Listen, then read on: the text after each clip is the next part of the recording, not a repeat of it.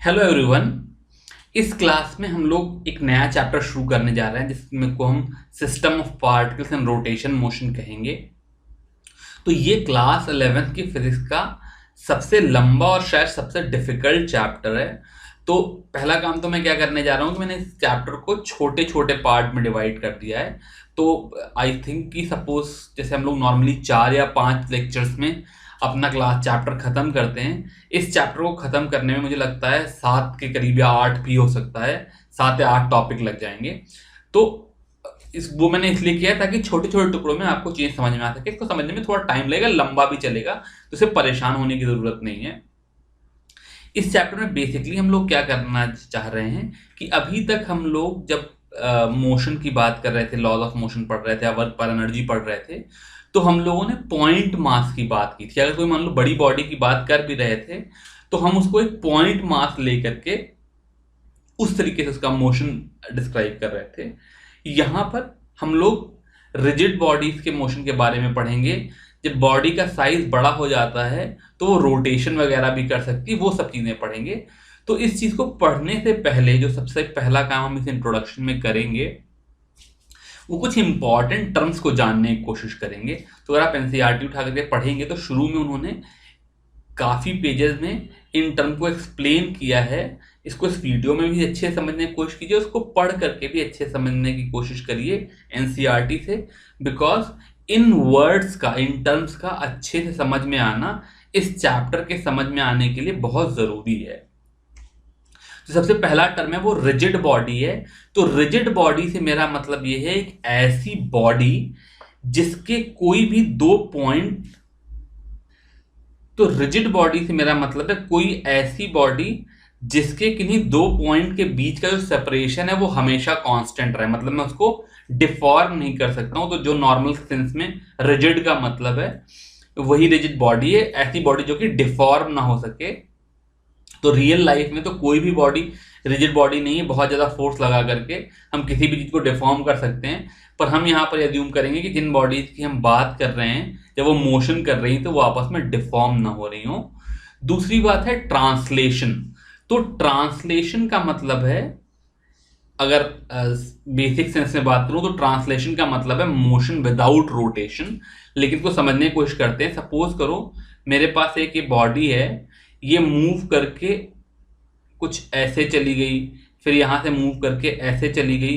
तो जब ये बॉडी मूव कर रही है तो जो इसके अलग अलग पार्टिकल हैं वो जब मूव करके यहां से यहां आए या यहां से यहां गए, तो इस प्रोसेस में जब बॉडी मूव कर रही तो हर बॉडी के पार्टिकल की वेलोसिटी सेम रहेगी। मतलब अगर मेरे पास कोई बॉडी है तो अगर इस पार्टिकल की वेलोसिटी v1 है, किसी दूसरे पार्टिकल की वेलोसिटी v2 हो, तो अगर हमेशा v1 is equal to v2 हो, v1 खुद अपने आप में चेंज हो सकती है, v2 भी चेंज हो सकती है, लेकिन v1 v2 हमेशा जब सेम हो, मतलब यहां पर इसकी वेलोसिटी अगर 10 थी तो इसकी भी वेलोसिटी 10 थी, और आगे चल करके इसकी वेलोसिटी जब 12 हो गई तो इसकी भी वेलोसिटी 12 हो गई। और जब मैं कह रहा हूं सेम, तो वेलोसिटी सेम से मेरा मतलब है वेलोसिटी का मैग्नीट्यूड और डायरेक्शन दोनों अगर सेम हो तो ऐसा मोशन ट्रांसलेशन कहलाता है। बेसिकली सीधे सीधे चलना जो है वो ट्रांसलेशन है।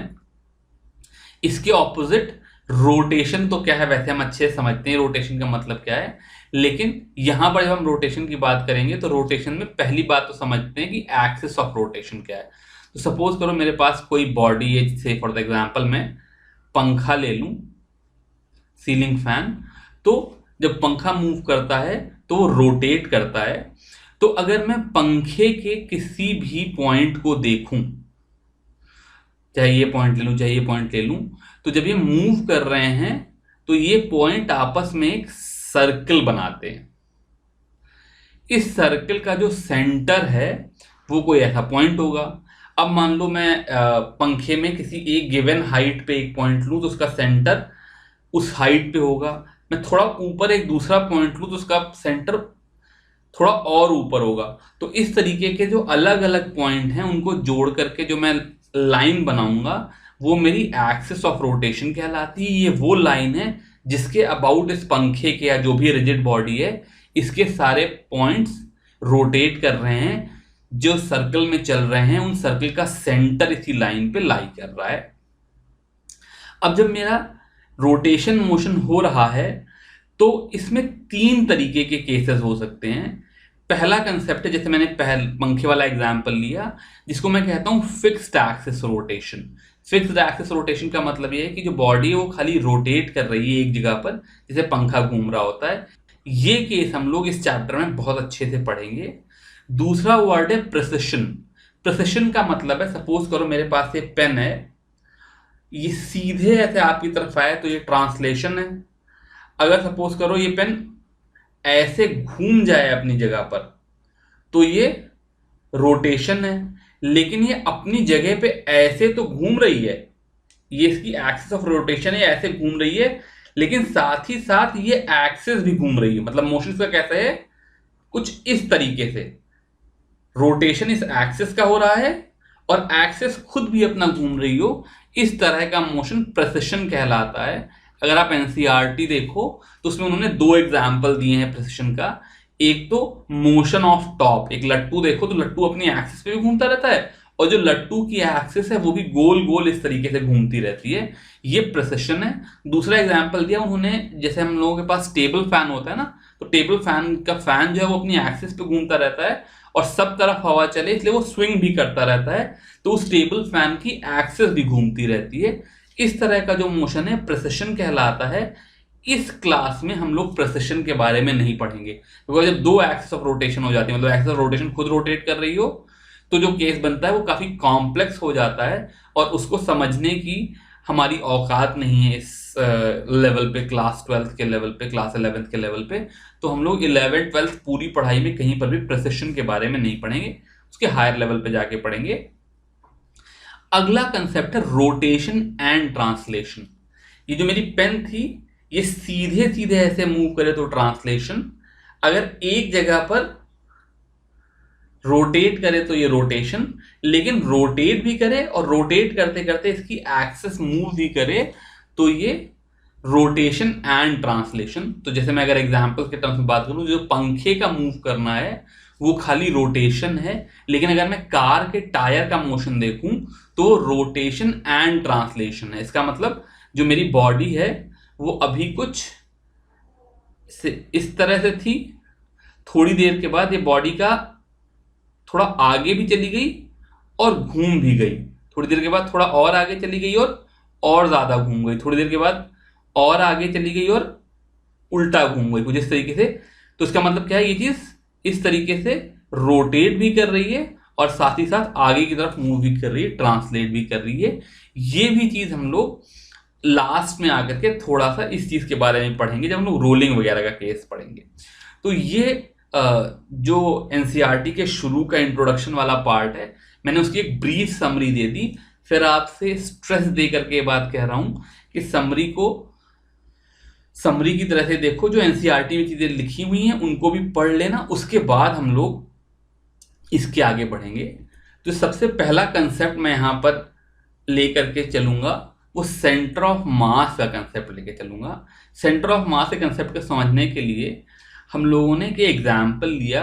सपोज करो मेरे पास एक बॉडी है और चूंकि मैं रियल लाइफ में एक कंटिन्यूअस बॉडी जैसी होती है उस तरह की कॉम्प्लेक्स बॉडी से भी शुरू नहीं करना चाह रहा हूं, तो इसको मैंने 2 पॉइंट मास से बनी हुई बॉडी बना ली है। यानी कि मेरे पास एक पॉइंट है m1, दूसरा पॉइंट है m2 और इन दोनों के बीच में कुछ गैप है। जैसा यहाँ पे मैंने डायग्राम में दिखाया, m1 और m2 जो है ये रखे हुए हैं, जो इनकी एक्सिस थी उसी को मैंने एक्स एक्सिस ले लिया। m1 की पोजीशन x1 हो गई, m2 की पोजीशन x2 हो गई और ये रिजिड बॉडी बना रहे हैं। इसका मतलब यहां पर उन्होंने दिखाया नहीं, पर ये किसी ऐसे डंडे से, किसी ऐसे स्टिक से जुड़े हुए हैं सच दैट इनका मोशन हमेशा साथ साथ रहेगा, दोनों एक साथ जुड़े हुए रहेंगे। लेकिन यहां पर just to make thing easy मैंने इस डंडे का, इस स्टिक का मास 0 ले लिया, मतलब नेग्लिजिबल मास की कोई स्टिक है और ये 2 मासेस हैं। अब सपोज करो मैं इस मास को पुश करना चाहता हूं, तो सपोज करो मैं यहां पर कोई फोर्स F लगाऊं तो क्या होगा, ये सिस्टम है ये कुछ जैसे ऐसे भी रखा था तो थोड़ा आगे चल करके ऐसा हो जाएगा, यानी कि m2 जो होगा वो ज्यादा आगे जाएगा, m1 उतना जाके नहीं जाएगा, थोड़ा सा टिल्ट कर जाएगा। इसका मतलब यहाँ पर रोटेशन और ट्रांसलेशन दोनों हो रहा है। अगर मैं सपोज करो फोर्स यहां ना लगा करके कहीं यहां पर फोर्स लगाऊं तो ये कुछ इस तरीके से मूव कर जाएगा, m1 आगे भाग जाएगा, m2 पीछे छूट जाएगा। अब अगर मैं आपसे ये सवाल पूछूं कि यहां पर किस ऐसा पॉइंट है, किस जगह पर मैं फोर्स F लगाऊं कि दोनों m1 और m2 साथ साथ ही मूव करें, यानी कि अगर ये m1 है ये m2 है, तो ऐसा कौन सा पॉइंट होगा जहां पर जब मैं फोर्स लगा करके F फोर्स लगाऊं तो जितना इधर m1 मूव करे उतना ही उधर m2 मूव करे, दोनों बराबर से आगे मूव करें। ये जो पॉइंट होता है ये सेंटर ऑफ मास COM होता है। तो सेंटर ऑफ मास, इसको टिपिकली यहां पर मैंने कैपिटल एक्स नोट किया। कैपिटल एक्स कोई ऐसा पॉइंट होगा जहां पर अगर मैं फोर्स लगाऊं तो ये पूरी की पूरी बॉडी वैसे ही ट्रांसलेट कर जाएगी एज इफ यहां पर कोई m1 प्लस m2 मास का एक पॉइंट रखा होता।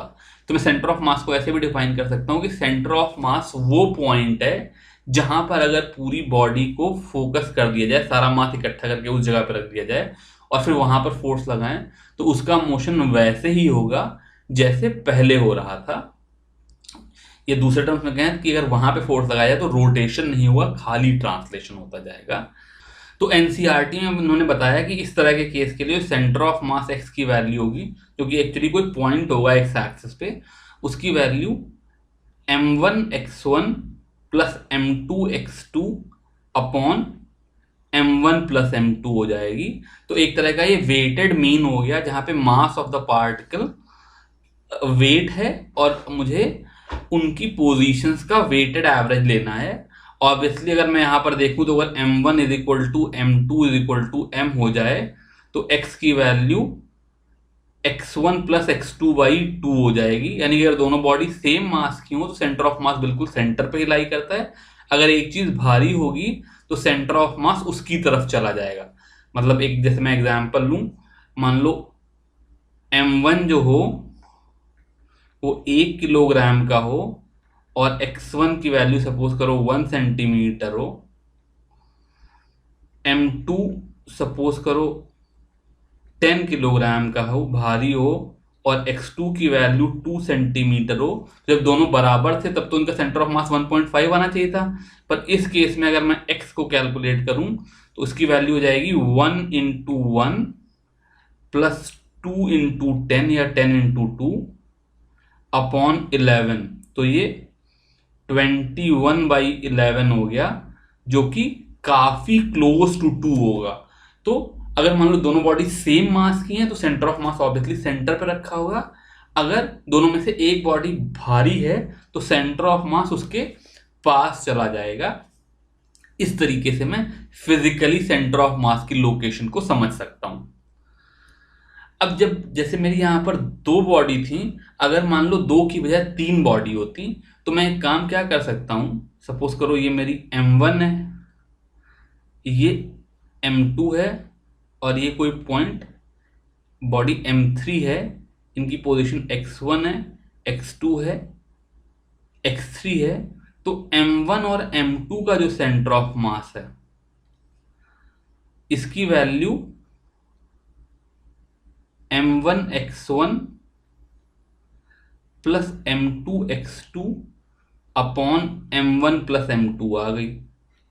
सपोज करो मैं इसको x लिख दूं, तो इसका मतलब मैं ये कह रहा हूं कि अगर मैं इस फिगर की जगह पर एक ऐसा फिगर बनाऊं जहां पर इस x वाली पोजीशन पर m1 प्लस m2 मास की एक बॉडी रखी होती और x3 वाली जगह पर m3 मास की दूसरी बॉडी रखी होती, तो जो ये सिस्टम बना, इस सिस्टम का सेंटर ऑफ मास वैसा ही होता जैसा इस पीछे 3 बॉडी के सिस्टम का सेंटर ऑफ मास होता। तो मैंने क्या किया, इस 3 बॉडी के सिस्टम को 2 बॉडी के सिस्टम पर रिड्यूस कर दिया और इस 2 बॉडी के सिस्टम का जो सेंटर ऑफ मास होगा वो हो जाएगा m1 plus m2 into x, जहां पे x की ये वैल्यू है, plus m3x3 upon m1 plus m2 plus m3। अब m1 plus m2 into x की वैल्यू यहां से अगर मैं देखूं तो m1 प्लस m2 इधर चला जाएगा, इसकी value m1x1 plus m2x2 plus m3x3 हो गई, और divided by m1 plus m2 plus m3 हो गया। तो इसका मतलब मेरे पास 2 की बजाय 3 बॉडी हो तो भी मैं उसी तरीके से सेंटर ऑफ मास निकाल सकता हूं। इन जनरल अगर मेरे पास n बॉडी हो तो मैं क्या करूंगा, हर बॉडी की पोजीशन के साथ उसका मास मल्टीप्लाई करके ऐड कर लूंगा और फिर उसको टोटल मास से डिवाइड कर दूंगा, तो ये उन n बॉडीज का सेंटर ऑफ मास निकल करके आ जाएगा। अब जैसे मैं centre of mass x axis के अबाउट बात कर रहा था, रियल लाइफ में ऐसा तो होगा नहीं कि सब चीजें खाली एक एक्सिस पे रखी हुई हैं। तो रियल लाइफ में क्या होगा कि सपोज करो मेरे पास ये एक्स एक्सिस, ये वाई एक्सिस, ये जेड एक्सिस, 3 डायमेंशन में 3 एक्सिस होंगी, और यहाँ पर m1 m2 m3 इस तरीके से अलग अलग पॉइंट मासेस होंगे जिनकी कुछ कोऑर्डिनेट्स होंगे। मतलब m1 के कोऑर्डिनेट कुछ x1 y1 z1 होंगे, ऐसे m2 के होंगे, m3 के होंगे। तो इस तरह के जब मेरे पास ढेर सारे पॉइंट मास हों जो कि 3 डायमेंशनल स्पेस में रखे हों, तो जो उनका सेंटर ऑफ मास है उसका x कोऑर्डिनेट वैसे ही summation mi xi by total mass, y coordinate summation mi yi by total mass, और z coordinate summation mi zi by capital M करके आ जाएगा। टिपिकली ये z वाला सवाल पूछते नहीं है, ये 2 डायमेंशन में ही x कोऑर्डिनेट और y कोऑर्डिनेट निकालने को पूछते हैं। इस चीज को समझने के लिए ये एग्जाम्पल करते हैं। तो उन्होंने कहा find the centre of mass of 3 particles. तो ऑब्वियसली वैसे तो मैं n पार्टिकल लिख रहा हूं, लेकिन n पार्टिकल का तो कैलकुलेशन बहुत लंबा होगा, तो टिपिकली 2 या 3 पार्टिकल के लिए आएगा। तो कह रहे हैं find the centre of mass of 3 particles at the vertices of an equilateral triangle. The masses of the particles are 100 gram, 150 gram and 200 gram respectively. Each side of the equilateral triangle is 0.5 meter long. मतलब मैंने क्या किया, NCERT को देखें तो उन्होंने क्या किया कि एक इक्विलेटरल ट्राइंगल बना दिया।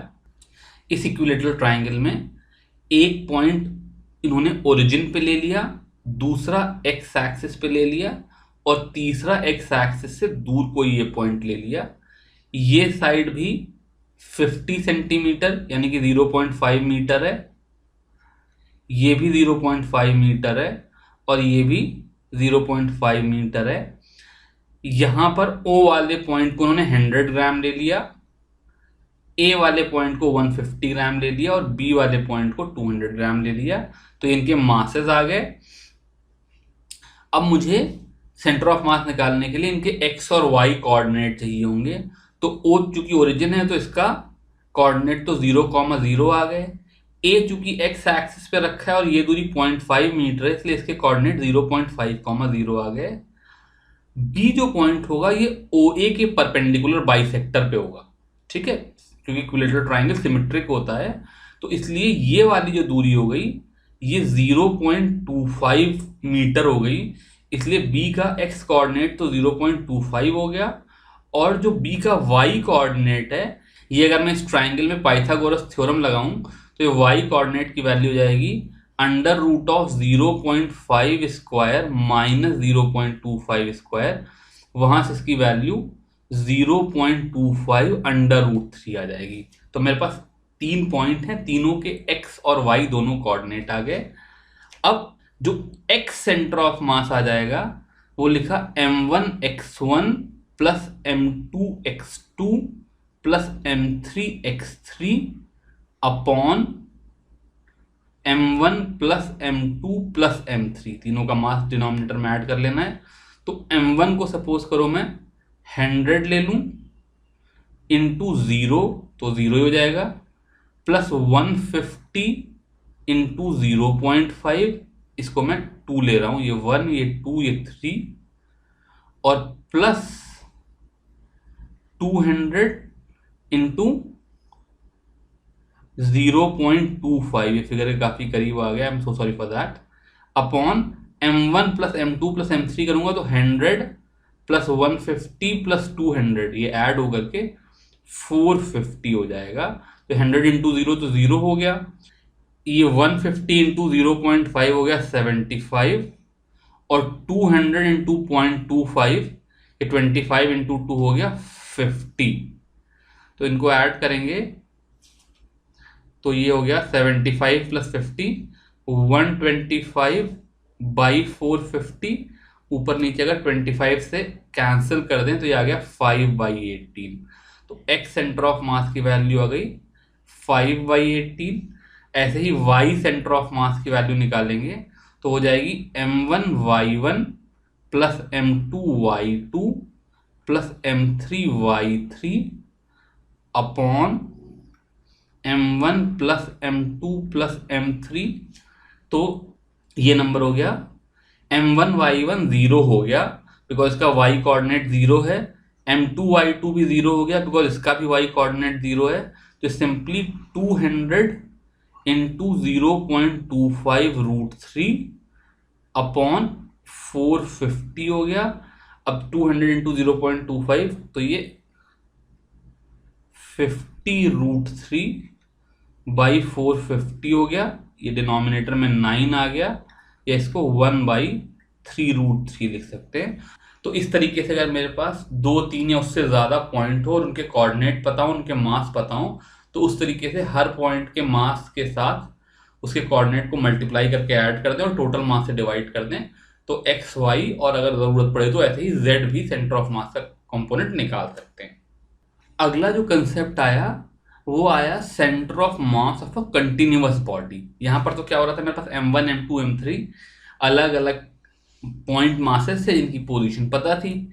लेकिन सपोज करो जैसे इन्होंने एनसीईआरटी में एग्जाम्पल दिया, मेरे पास एक रॉड रखी हुई है, से इस रॉड का टोटल मास m है और इसकी लेंथ l है, तो मैं इसका सेंटर ऑफ मास कैसे निकालूं?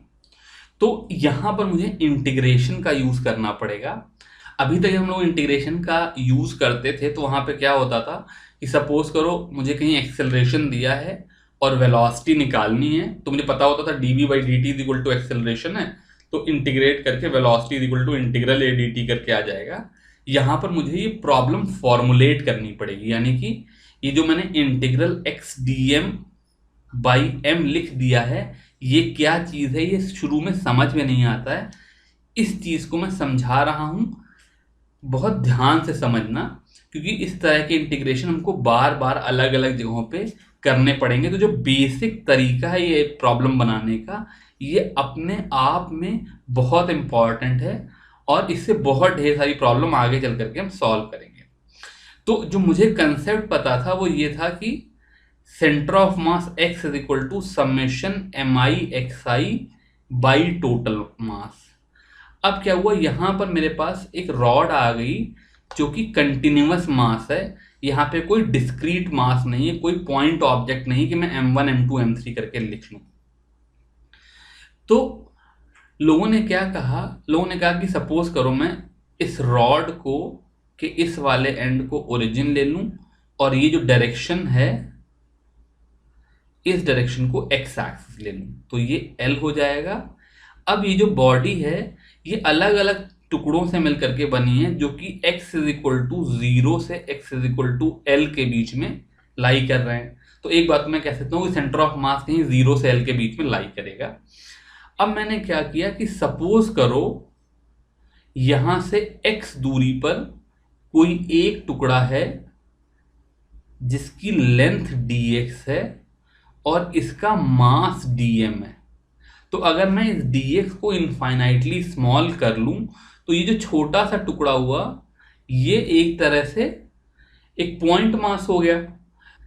तो जिस तरीके से मैं कैपिटल X को समेशन mi(xi) बाई m लिखता था, वैसे ही मैं इसको summation x into dm by M लिख सकता हूं, जहां पर डीएम इस छोटे से टुकड़े का मास है और एक्स इसकी पोजीशन है।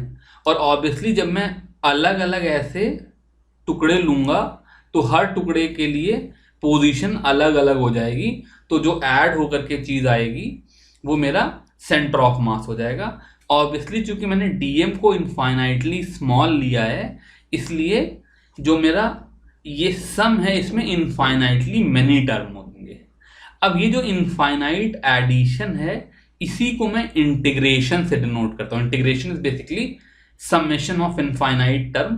तो जब हम लोग 12th में इंटीग्रेशन पढ़ेंगे तो फर्स्ट प्रिंसिपल से ये सारी चीज डिराइव करने की कोशिश करेंगे, पर फिलहाल थोड़ी देर के लिए समझ लो कि जो summation X into D M है इसी को मैं इंटीग्रल एक्स टी एम कहता हूं, और अपॉन टोटल मास, ये मेरे पास टोटल मास का सेंटर ऑफ मास निकालने का तरीका हो गया कि मैं x को dm के रिस्पेक्ट में इंटीग्रेट कर दूं और उसको टोटल मास से डिवाइड कर दूं। लेकिन इससे मेरा काम नहीं चला, बिकॉज जब मैंने पीछे इंटीग्रेशन तुमको सिखाया था तो मुझे तुमको इंटीग्रेशन x की पावर n dx सिखाया था। यानी कि जिस चीज को मैं इंटीग्रेट कर रहा होता था, जिस चीज के फंक्शन को इंटीग्रेट कर रहा होता था, यहां पर उसी का फंक्शन होता था। मैं हमेशा t की पावर n dt, x की power n dx, sine x dx, sine T D T, इस तरह की चीजें यूज करता था ना। अब यहां पर प्रॉब्लम क्या हो गई, एक्स डीएम आ गया, तो या तो मैं एक्स को as a function of M लिखूं तब मैं इंटीग्रेशन कर सकता हूं, या डीएम को डीएक्स के टर्म में लिखूं तो मैं इंटीग्रेशन कर सकता हूं। अब यहां पर मैं दूसरा वाला तरीका अपनाऊंगा। तो मेरे पास अच्छी बात क्या है कि जो मेरी रॉड है, सपोज करो ये यूनिफॉर्म रॉड है, तो अगर पूरी रॉड की मास m है और लेंथ l है तो मैं ये डिफाइन कर सकता हूं कि सपोज करो मैं इसकी कोई मास पर यूनिट लेंथ टाइप का टर्म डिफाइन करूं तो उसकी वैल्यू m बाई एल हो जाएगी। इसका मतलब अगर 1 मीटर की रॉड है तो उसका मास m बाई एल हो जाएगा, 2 मीटर की रॉड है तो उसका मास 2m बाई एल हो जाएगा। ठीक है, और अगर मास पर unit length m by L है तो ये जो dx लेंथ का टुकड़ा है इसका मास dm जो हो जाएगा वो dm by dx is equal to m by L से आ जाएगा। यानी कि dm की value m by L dx हो जाएगी। अब जब एक बार मुझे dm is equal to m by L dx मिल गई तो मैं इसको वहां पर पुट करूं तो जो मेरा कैपिटल X की वैल्यू हो जाएगी वो हो जाएगी integral x into m by L D x upon m।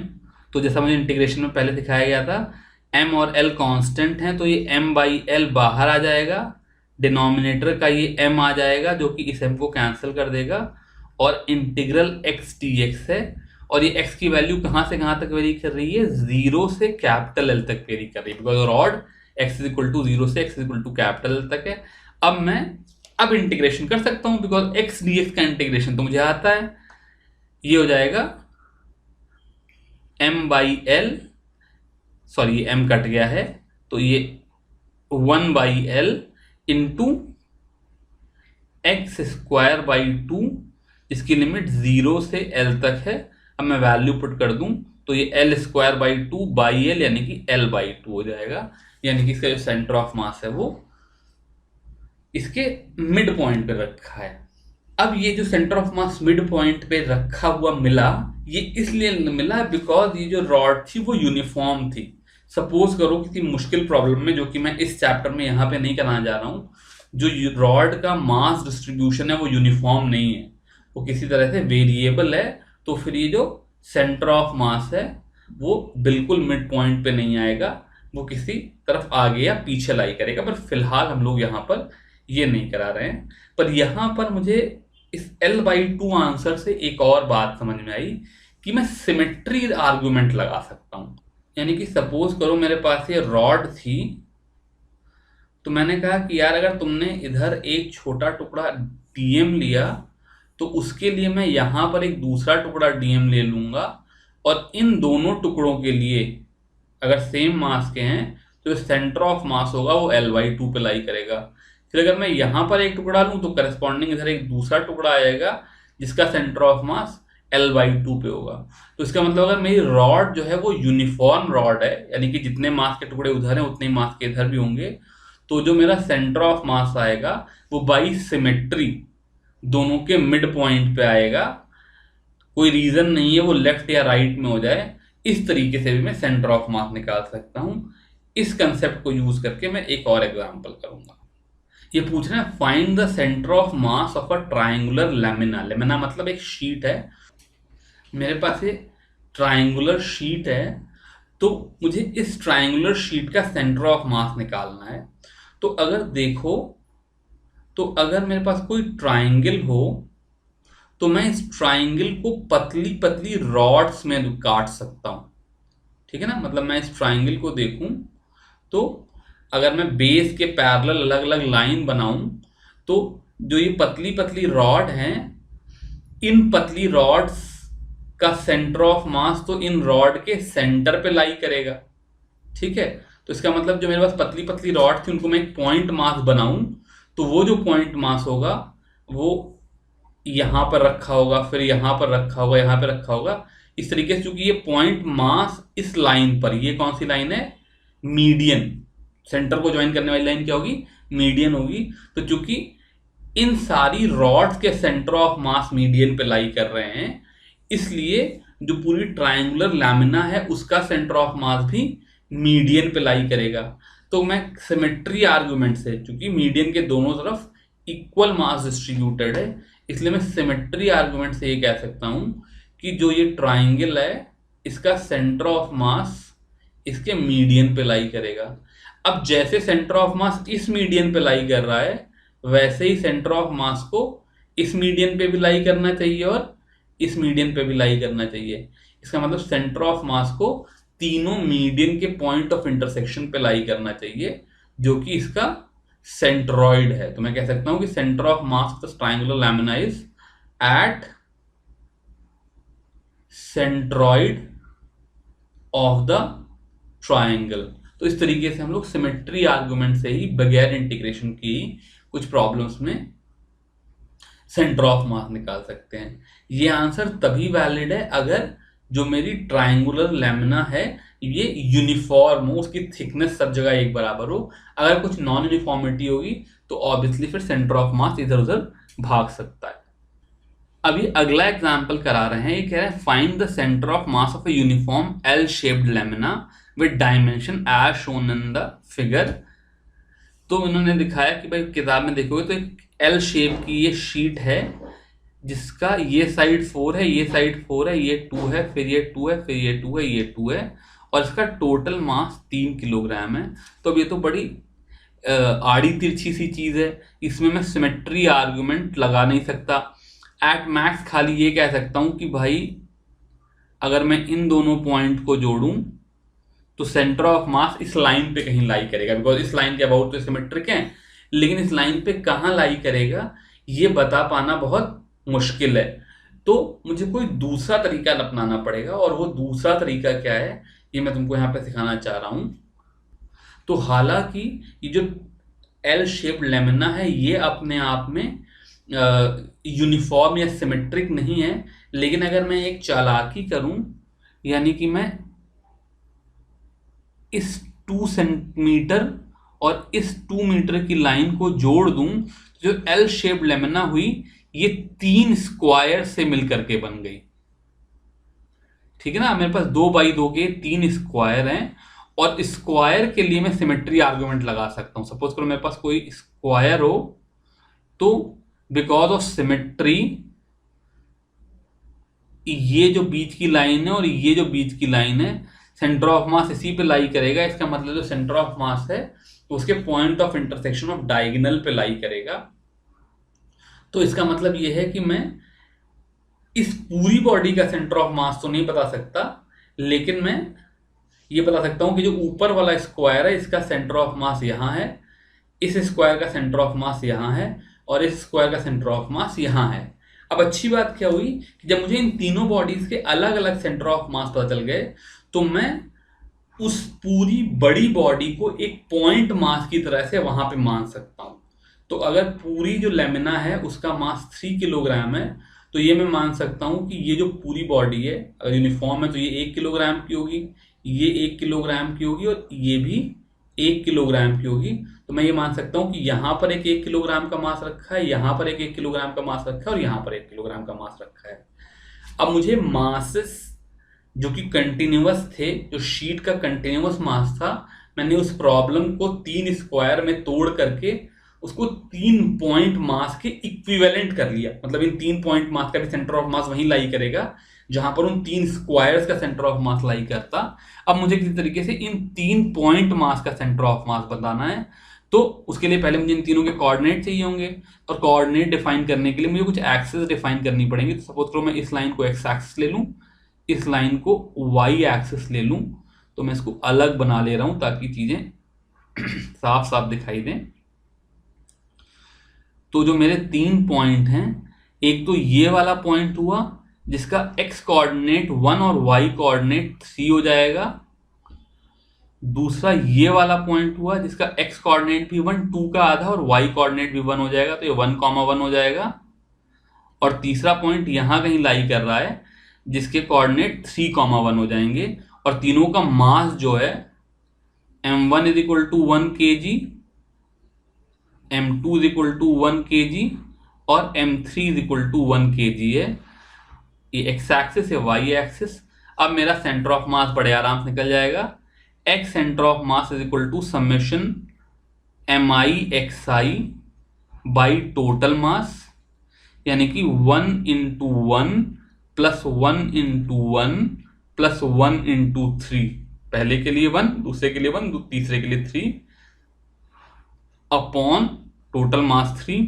तो ये 1 प्लस 1 प्लस 3 5/3 हो गया। ऐसे ही y सेंटर ऑफ मास हो जाएगा summation M I Y I by M, ये हो जाएगा 1 इंटू 3, इसका y कोऑर्डिनेट 3 है, प्लस 1 इंटू 1 प्लस 1 इंटू 1, इसका और इसका y कोऑर्डिनेट 1 है, अपॉन 3। ये 3 प्लस 1 प्लस 1 बाई 3 हो गया, ये भी 5/3 हो गया। तो जो सेंटर ऑफ मास के कोऑर्डिनेट x, y हुए वो 5/3, 5/3 हो गए। इस तरीके से हम लोग इस तरह की कॉम्प्लेक्स बॉडी के भी सेंटर ऑफ मास निकाल सकते हैं। फिलहाल इस एग्जाम्पल के साथ मैं इस टॉपिक को खत्म कर रहा हूं। Thank you very much.